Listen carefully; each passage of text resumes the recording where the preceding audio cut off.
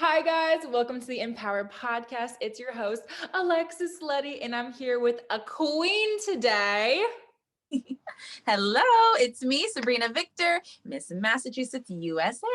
Yes. Oh, my goodness. It was so great just meeting you in person at Miss USA and getting to know you. You're like, honestly, just a true queen, like fun Aw, and spunky, yet elegant and graceful.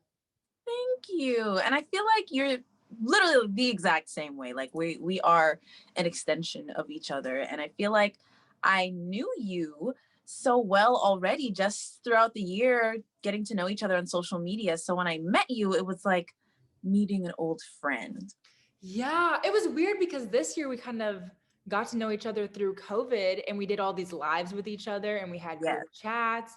So I felt like we already knew everyone going into Miss USA week almost. Yeah, which a lot of other classes didn't get that opportunity because, Right. a lot of queens were crowned and then they would compete maybe 2 or 3 months later. And we had about maybe what, 6, 7 months between that time. So, Yeah, we had a very long, interesting COVID queen reign. So what even made you want to become Miss Massachusetts USA in the first place? well, I competed in a different pageant system called Miss Black and Gold. It's a scholarship competition that I did at my university when I was in college. And I never had a strong desire to do pageantry. I was always interested in it. I would watch Miss USA growing up, but I never said, I'm going to be one of those girls on stage and I'm going to compete. I didn't see that for me. And I didn't really think someone like me could even, do big things on a pageant stage. Right. But yeah, and then the opportunity just kind of fell in my lap when I was in college. A friend had done the pageant and I said, this is like a good way to put yourself out there, work towards a scholarship, see what happens. And I was like, not bad at it. So then I said, let me just keep trying. And the next thing you know, I'm signing up to compete for Miss Massachusetts USA. So I feel like the stars aligned for me. Yeah. Was it your first time competing at Miss Massachusetts USA? No, I competed in 2019 and then I placed third runner up and I almost didn't come back. I almost Why? did. I just I was content with my performance. I had fun. I was like, you know what? I really wanted to just place and I did and it was fun and it was a great experience and I'm like, okay, I'm ready to move on. And my friend is like, no, you're not. What are you talking about? You're going back. And there were just so many other things that I wanted to do in my life Right. too, with like going back to school and trying new things. So I didn't know where it would fall in my life. But Right. I said, you know what, Sabrina, you would probably regret not doing it. So just try it one more time. And look what happened. I know. Miss Massachusetts USA, you won.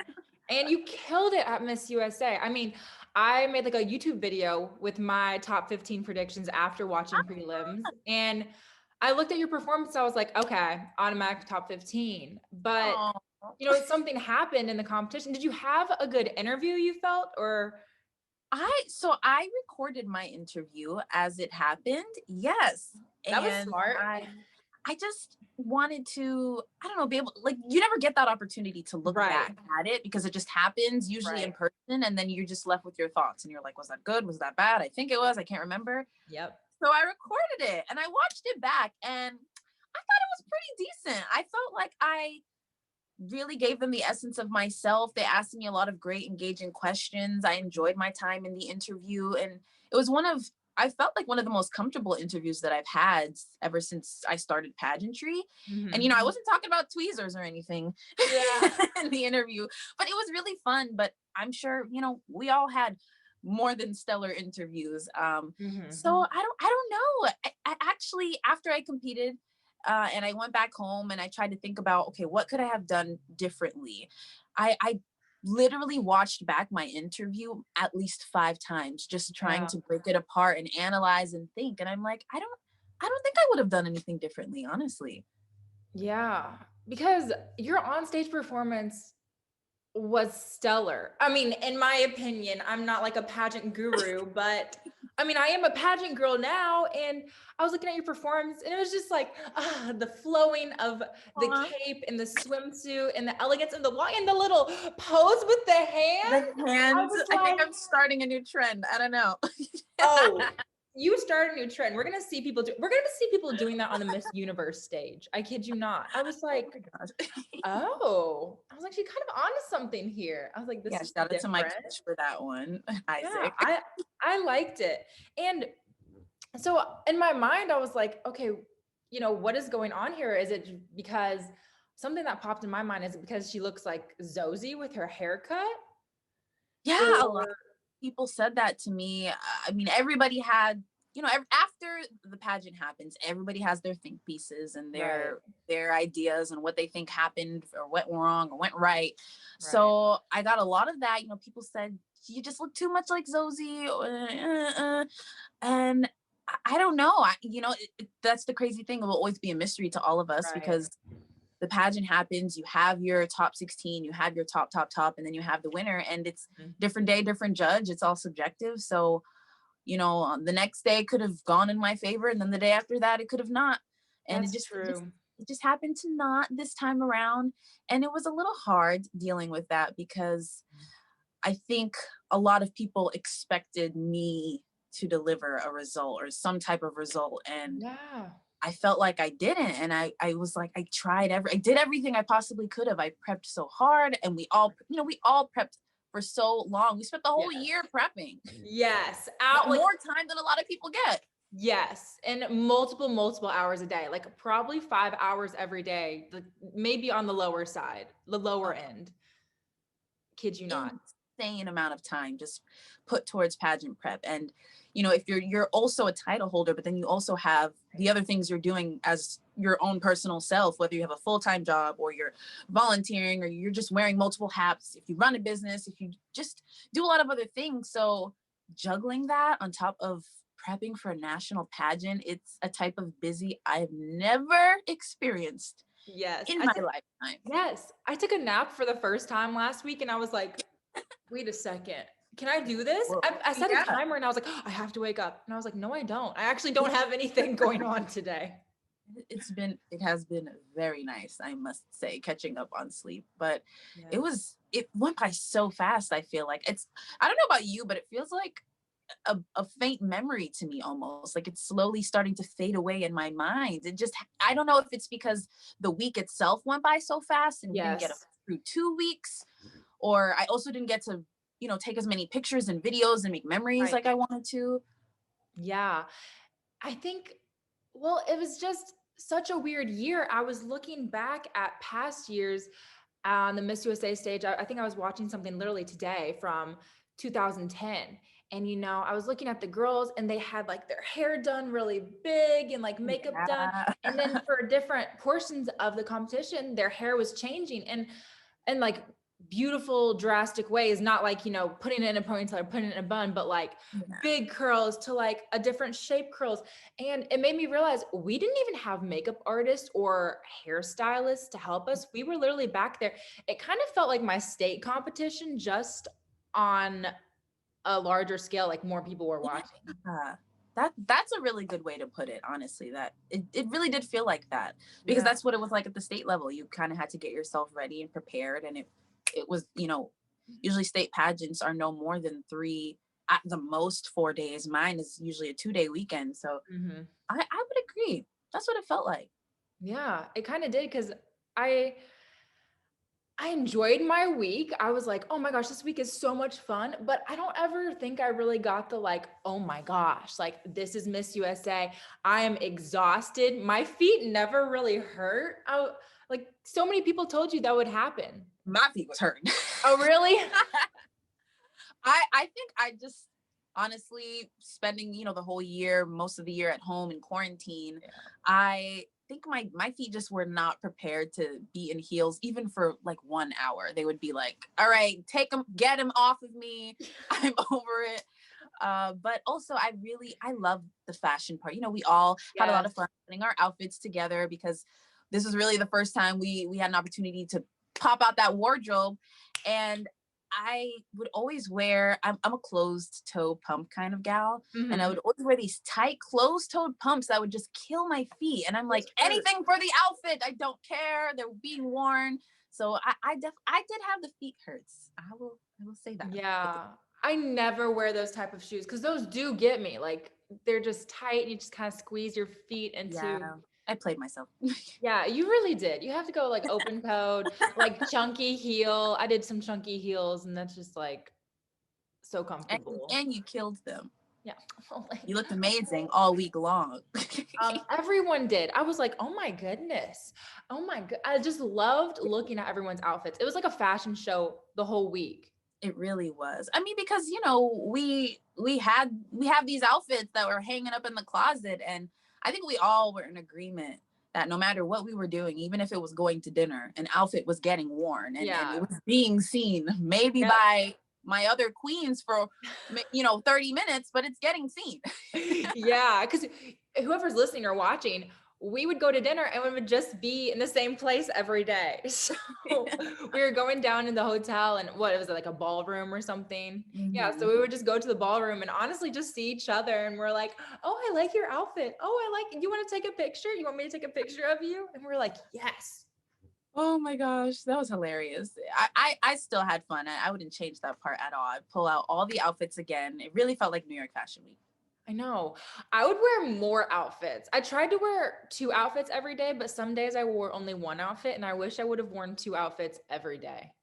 Well, same. I really tried to pack in a way that was smart, Mhm. and had enough outfits to switch things around if I wanted to. And because we didn't get exactly a real full itinerary, I wasn't quite Right. sure what to prepare for. So I wanted to have multiple options. But then I was so overweight with my luggage at the airport. Oh, I was like, what you mean overweight? You look great. I know. I was like, what? My luggage. Oh, my Oh, yeah, luggage. because It you had was to just. fly.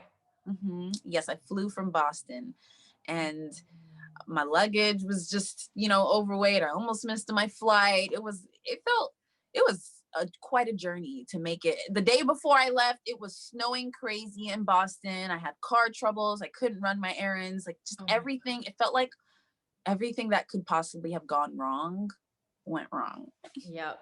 But then I made it. So did you have to pay for that over, like what, weighted bag? Because that's a Yeah. lot. Yes, I did.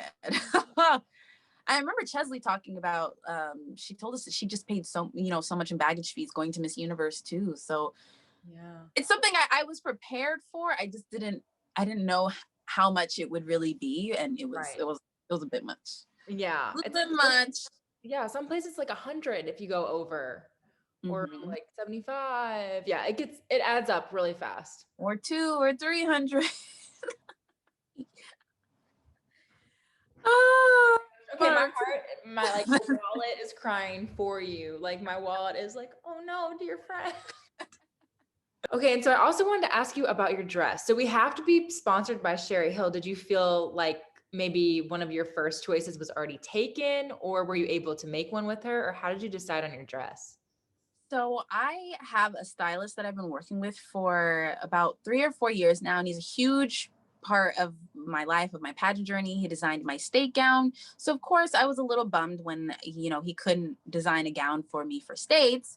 So we kind of had an idea, and we envisioned a 2.0 version of my state gown that I wanted to design with Sherry. And I don't know, I think we were going to probably even like keep the color the same, but really just like make it crazy, embellished, fun. And that didn't happen.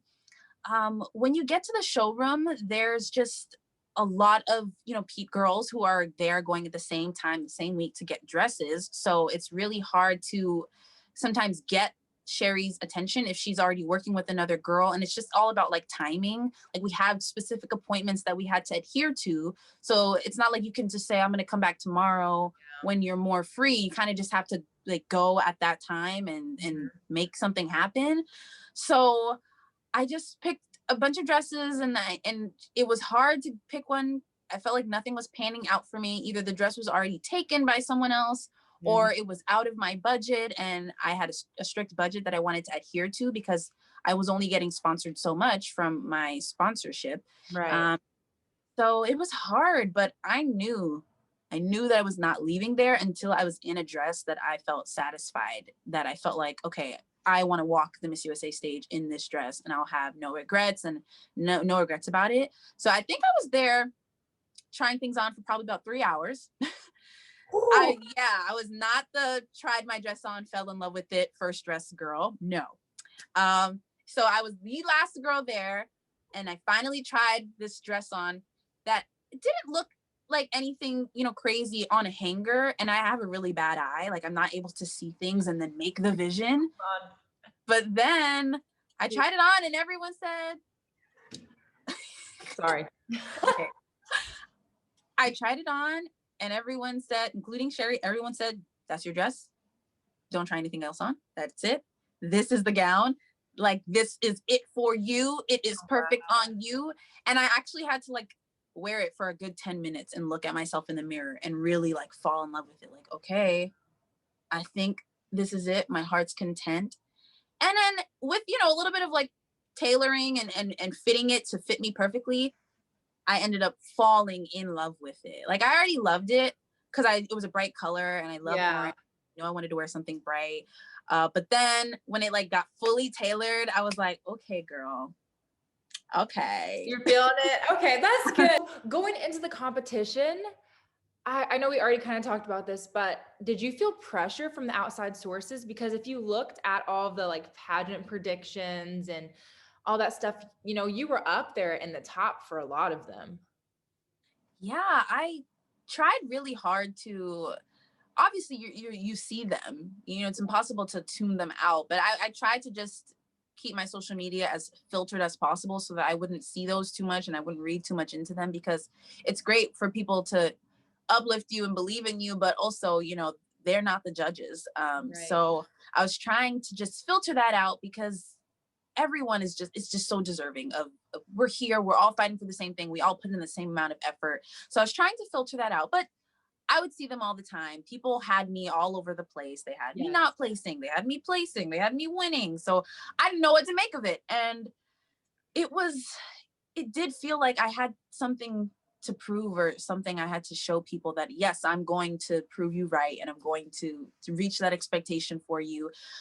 I think I had a good balance though, of understanding and knowing that anything can happen. So I was prepared to not place. I was prepared to not win. I was prepared for it all. But it's different. Preparation doesn't always really help with the real thing when it actually happens. Because it's subjective. At the end of the day, like you said, it could be, maybe you look like the woman who was mean to somebody earlier in that day and they're like, oh no, like I remember seeing her, and like something as small as that could really flip someone's mind. And so you just don't know what to expect. You also don't know what the organization's looking for. Paula usually tells the judges, hey, this is the kind of person we're looking for. And the judges are like, find that. Yeah. And sometimes it's not you, and that's okay. And I think it's important as a pageant competitor to recognize that. And no matter how much people, say you're the one, or how much people love you, or how much people think you're it, you're not always going to be it. So it was really hard just coming off that stage and thinking, I wasn't even thinking about, other people or what they wanted for me. I was really just thinking about my mom, because I talked about this the other day on my social media. She is terrified of planes. She doesn't like flying. So she took 2 flights to Memphis, and I was just thinking about her, and I'm like, oh, I wanted to walk the stage just for my mom. Yeah. And it was actually the first, now that I think about it, this is the first pageant I competed in where I didn't place at all. So that was another thing that I've been so trained to just go and change, go and change. And then I went backstage and I'm like, well, I don't really know what to do. Like, I don't know what to do with myself now. I'm like, what do I do? Like, and then you made a mistake of looking at your phone. And I'm like, well, let's see what's going on there. And I'm like, nope. So all of the, all of the chaperones and the stagehands and the people backstage, they immediately all appear. Do you want some candy? Do you want some sweets? Do you want some, like, they just were on go, ready to pass them out to everyone Wait, that's hilarious. And I'm like, yeah, look, we'll take this. I'll take a Snickers. We'll take an M&Ms. I'll take Oreos. I'll take it all. Just plop it all right here in front of me. That was really funny to me. Wait, so they just like the chaperones went around to all the girls and had like a basket and were like, "Hey, Yes. sweetheart, do you want some candy?" Literally word for word, precisely. Yes. Wait, that's kind of funny. I guess they are, told to like comfort the girls though and like make sure everyone's all right because was there anybody I mean, don't have to say names, but were there people backstage that were like really distraught? I mean, yeah, some people, they work so hard for this. And I think it's important to, again, keep in mind, be prepared for anything because you never know what's going to happen. But you work so hard for that moment and then you kind of see it slip away. So there were people who, they were genuinely upset and they wanted to get that opportunity. And I was, of course, upset too for my own personal reasons. But I think I'm an empath. So when other people are upset or they cry, I feel their pain or I feel it too. So the energy just it just filled up in me. And I'm like, oh my gosh, it's like a little like sad. Like we gotta get it, happy back here again. So then when they told us, it's time to get ready for the gown parade, I was like, all right, this is, our last chance to go out on stage, have fun, do your thing in your gown, show the audience like why you deserve to be here at Miss USA. Like we all deserve to be here. So just go out and have fun. So we all had to kind of clean ourselves up, pat the tears away, dry it up and get it together. And I'm happy that we at least have that last moment to really just strut our stuff and do our thing. Yeah. And then, we went backstage and our eyes were all glued to the TV. We're watching, the pageant keep going. We were just rooting for you guys. So that was actually really fun. Shout out to you, Miss Top 5. Thanks. But I loved your last walk where you were kind of just like were you looking at your mom? Did you know where she was sitting? I didn't know where she was, but I knew so I called my pageant dad. He's been in my pageant journey for 3-4 years now. He's like my stylist, one of my coaches, just has done so much for me in my pageant journey. And I knew where he was sitting. So I couldn't really see him because it was a little dark in the lights, but I knew where he was. So I looked at him when I did that gesture. And it was also just like, I knew my family would see it. And if anyone was watching at home, I didn't expect the camera, to pan on me at that specific moment. So then when I saw it played back, I'm like, oh my God, that's me. You're like a little thing. So that was sweet. I was happy that my friends and family at home at least saw me do that. It was for them. Yeah, it was so cute. So I'm sure that you've had a ton of pageant fans reach out to you about competing in other pageants. Yes, a lot. My phone just blew up before the pageant was even over. My phone blew up. I'm sure. And people just, they said, we don't want, this to end for you. We want to see you keep trying. We want to see your journey continuing. And to that, I would just say, I don't know. I'm not, I love pageantry and I don't want my pageant journey to end so abruptly because I don't think I was really thinking about what happens next. You're just thinking about, all right, Miss USA, that's the goal. You're training for it. And then you have this whole, what's next? What do you do next? So there's a lot of things that I want to do in my life. I want to continue my training. I'm supposed to be going back to school next fall for acting, and I want to continue just my work with performance activism. So I don't know where pageantry will fall into that grand plan because, it's a lot of time and effort and energy, and you really just need to be as focused as you possibly can to do your best. So I don't know. I'm not going to say a hard no, but I don't know if you'll see me on another stage again. And if you do, it might not be a pageant stage. It might be Broadway. Okay. We don't know. So is that your goal? Is that what you want to do? Yes, I love performing. So I got my degrees in theater and journalism, and I just love to act. I'm really diving more into film and television, but the stage has always been my go-to, my number one thing. Like I've done a lot of shows out in Boston, and it's my dream to do a Broadway show, whether it's a play or a musical or something, but I'm gonna get there one day. Yeah. One day I proclaim it. So how are you using where you're at now and still using your Miss Massachusetts USA reign to make that happen? Because I've talked with past title holders and they're like, while you have that title is when you can make connections so easily and, move forward. Mhm. So are you doing anything in that realm where you're like, okay, I still see opportunity for me and I'm going to take advantage of it? Well, honestly, it's honestly just about connections and getting your name out there, Yeah. and and getting the opportunity to even get in the room and do an audition for someone. So having this platform, my reach has grown and my audience has grown, and that's been so helpful already, to just have people seeing, okay, she's a Boston based actor, and I have people from Boston or people from New York reaching out to me. I just did my first commercial the other day, and it's just about kind of building up your resume, reaching out to people, connecting with people, and then when one person has your name, they send your name to someone else and say, we just worked with this girl. She's a Miss Massachusetts USA. She's got a great reach.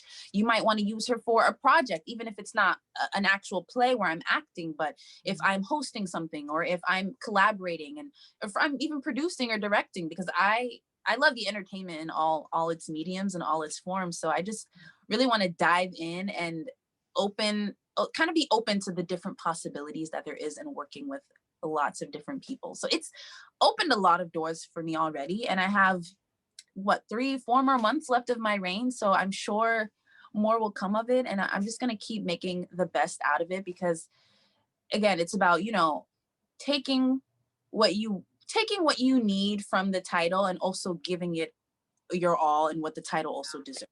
Yeah. It's a give and take with the title because you have to give a lot, but you also expect to receive a lot from having it. And I don't think people Mhm. realize that it's like a two-way street where people don't just become a title holder just because, oh, we want to do photo shoots and we don't want to do this. No, it's like setting you up for a career, but you're also dedicating so much time to your community.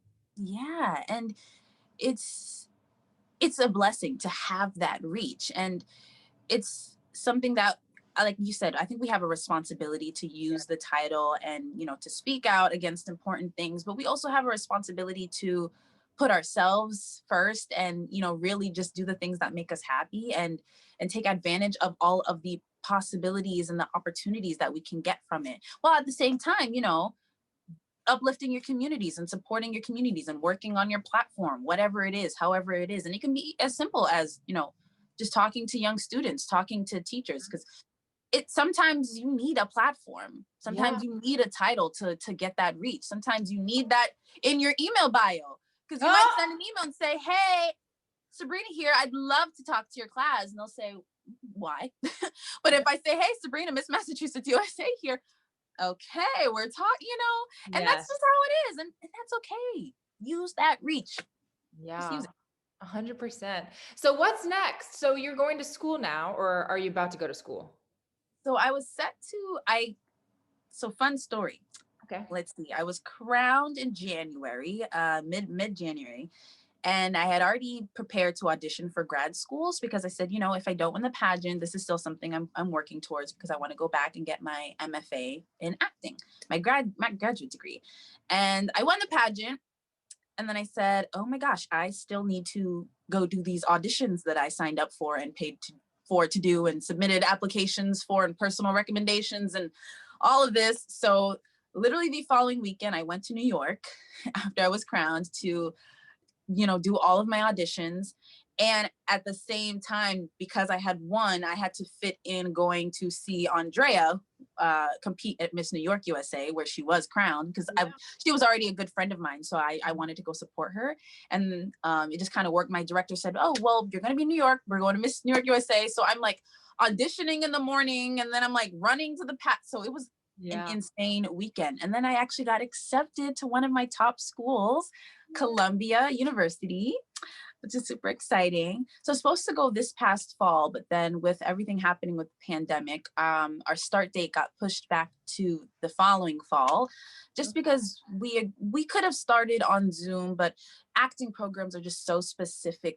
Yes. And we all really wanted to just be in the room with our, cohort. So we all simultaneously agreed to wait until fall 2021. So that's still something to look forward to. Just a lot of time before I have to do it. And I'm actually happy about that, because I don't know if I was ready to make such a big sudden shift in my life and move to New York and, start afresh. And now I have time to prepare for it. And with the pageant being pushed back, it just all kind of worked out.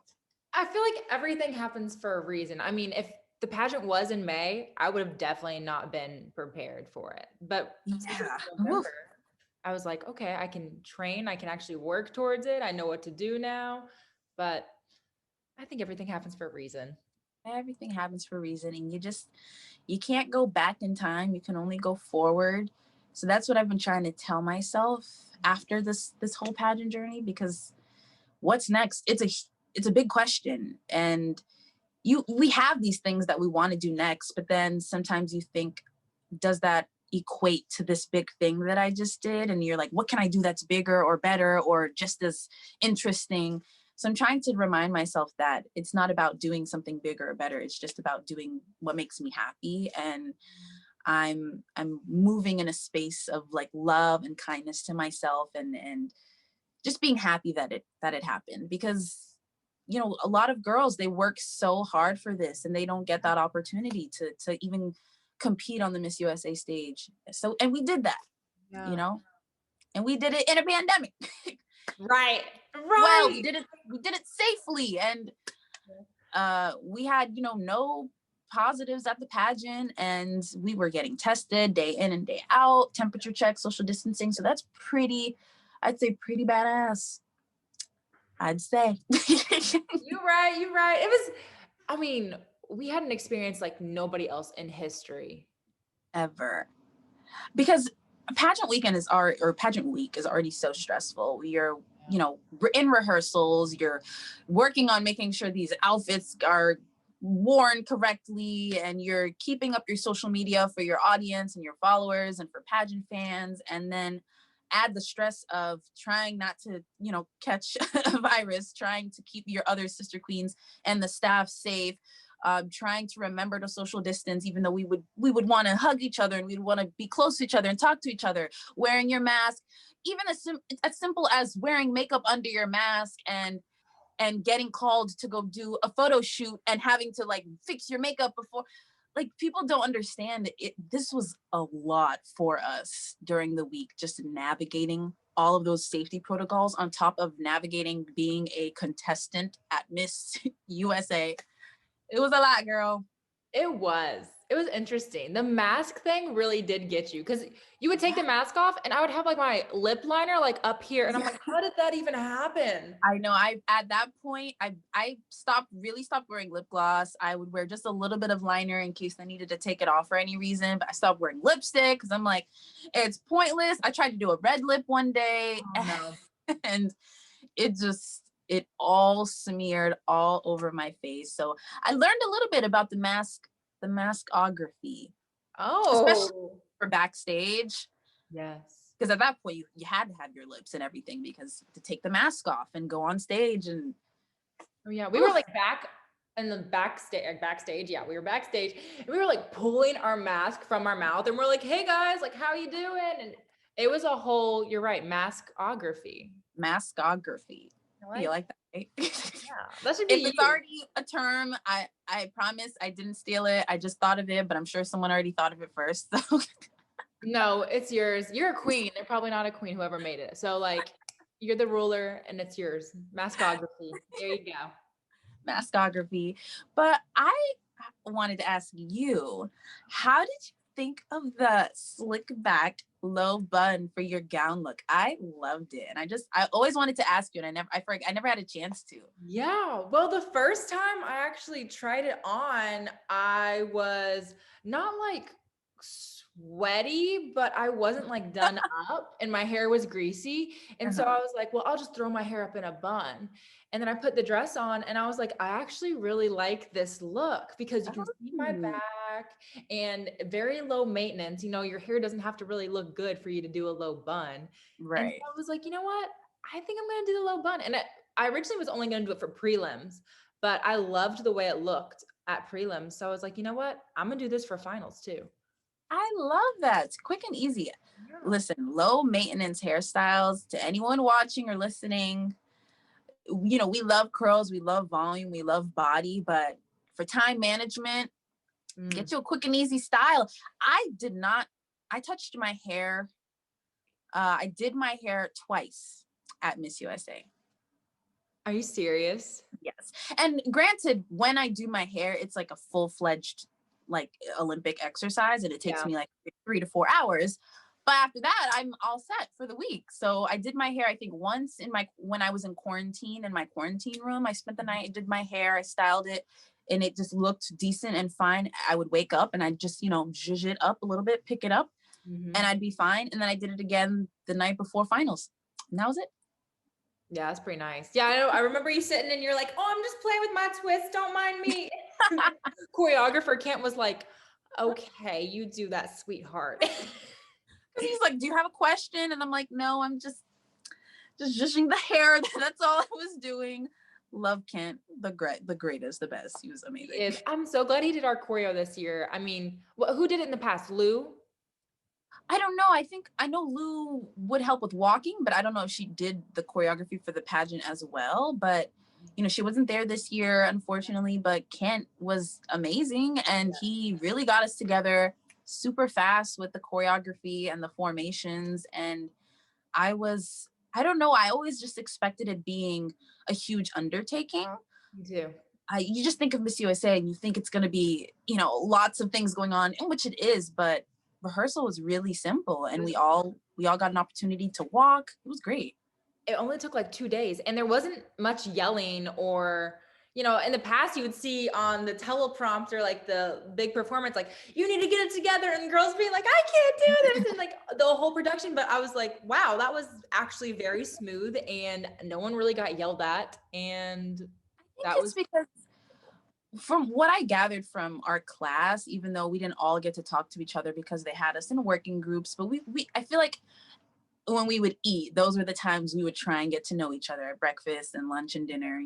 But our house moms would be like, social distance, stay with your groups. And I'm like, okay. But I feel like we all were just so grateful that it was happening because yeah. we thought it was going to be postponed, or we thought that they might have. I thought maybe they're going to move on to the next pageant season and we wouldn't get to even compete. Like, I just thought of all the possibilities. Yeah. So I think when it happened, we were just excited to be there, and we were trying to be as helpful as we could with all of the COVID protocols, because one wrong thing that happens, they could have shut the whole thing down and sent us home really easily, and I think nobody wanted that. So everyone was kind of on the same page there, like, let's get this right, let's be safe, let's get that experience that we all want, let's all get our moment that we've been dying for. And Mhm. I'm just happy we got it. Girl, We got it. too. Okay, I like to end all of my podcasts with my guest's favorite quote. So, I what's your feel like favorite that quote? is always changing for me. Okay. So I'm going to say the most recent phrase that I have in my mind, it's not a quote from someone, it's just what I've been telling myself. I like that. And I told myself this after I was crowned at my state pageant. And then I also kind of reversed it and told myself this after I didn't place at this pageant. And it's, don't let a no stop you. This is when you go and create your own yes. Hmm. Oh, that's interesting that you told it to yourself when you won, Yes. and then you told it to yourself once you didn't make it to top 16. So, Mhm. what are the different perspectives of when you won telling yourself that, and then when you didn't make top 16 telling yourself that? Well, I think it's the way you frame it in your mind. So it's kind of like how you frame success and failure. Wow.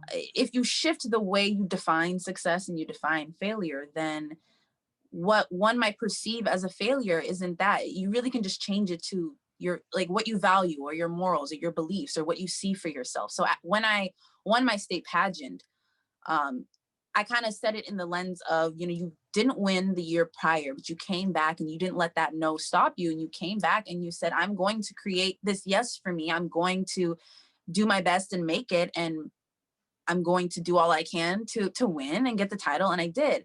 But this time around, for me, it felt like a hard no. Like, this was Mhm. a no, it's not for you. Not today, not tomorrow. Ew. No. And so I had to tell myself, this is a hard no.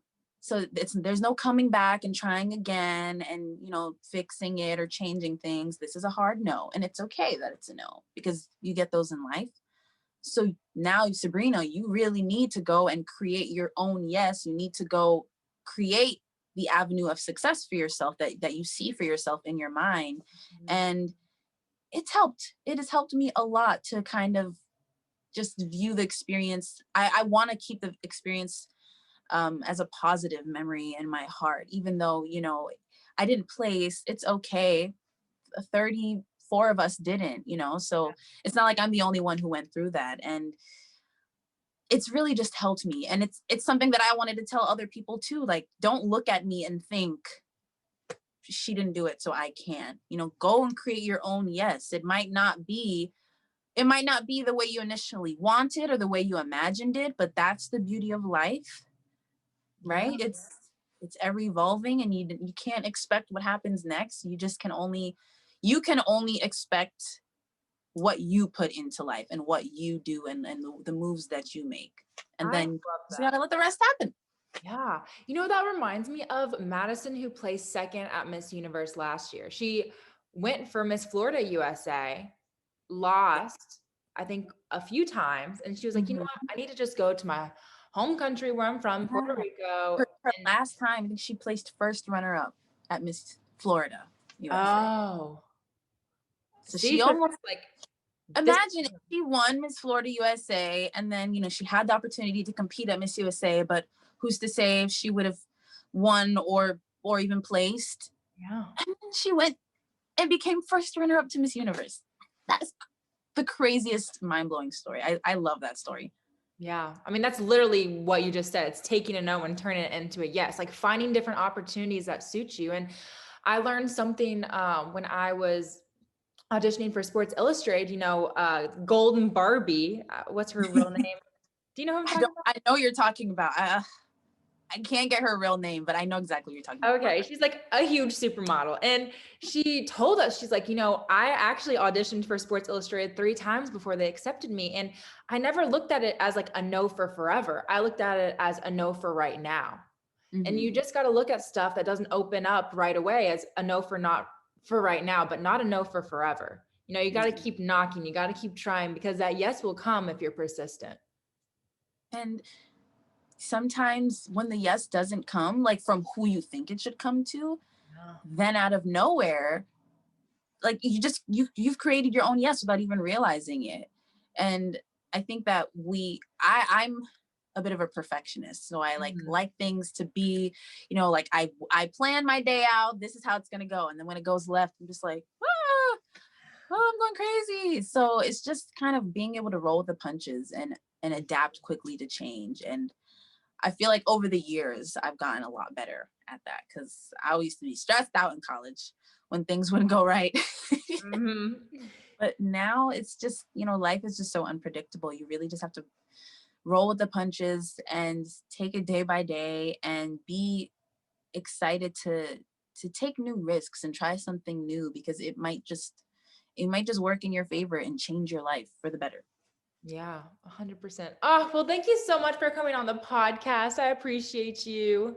It was so much fun. Thank you for having me. And I'm so grateful that this experience brought us together, and we forever have this sisterhood and these memories to look back on. You're so great. And I just feel like you're just like me in the sense where like we're goofy, we're fun, we're silly, but we're some queens, and we love the glamour and the fashion, but we just have that like silly side to ourselves that we want to embrace. So thank you for being yourself authentically and never being afraid to like share that with us, and make like, making me feel okay to be myself and not have to hide or change who I am. Shout out to you. Oh, thank you so much. Break the mold, people. Break the mold. All right. Thank you guys for listening. Like, subscribe, write a comment, do the whole 9 yards. Bye. Bye.